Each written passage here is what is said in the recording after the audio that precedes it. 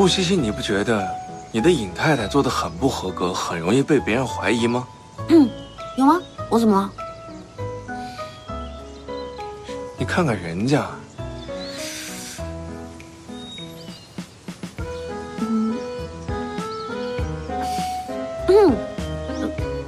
不就整理衣服吗？对，我也会。那你以后每天都要给我打领带，尹太太。你不是会打领带吗？你会打领带，为什么让我给你打领带？你是不是故意刁难我？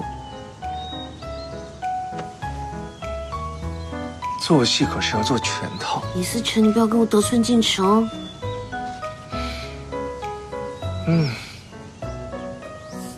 好了，不逗你了。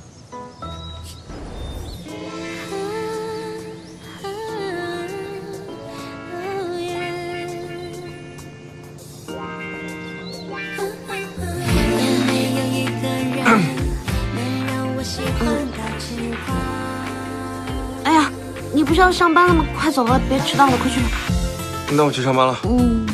你今天就在家好好待着，我下班来接你去一个地方。快去吧，快去吧。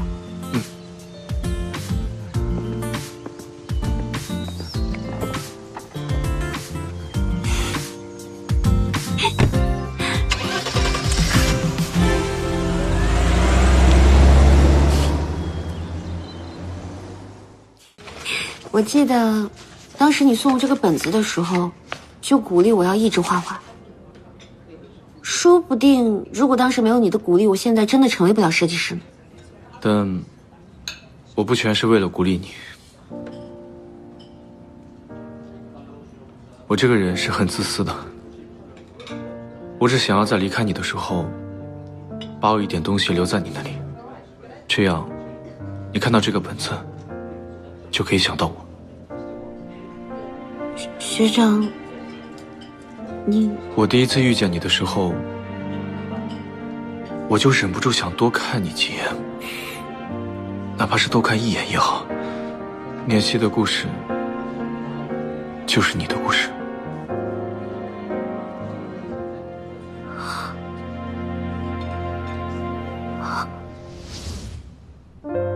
那个，还可以拥抱。啊？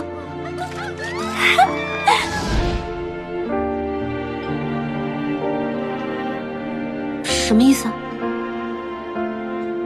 学长，你是念希吗？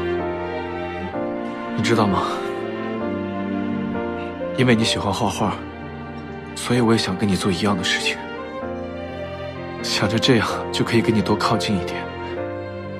所以我画的漫画，都是我想对你讲的话。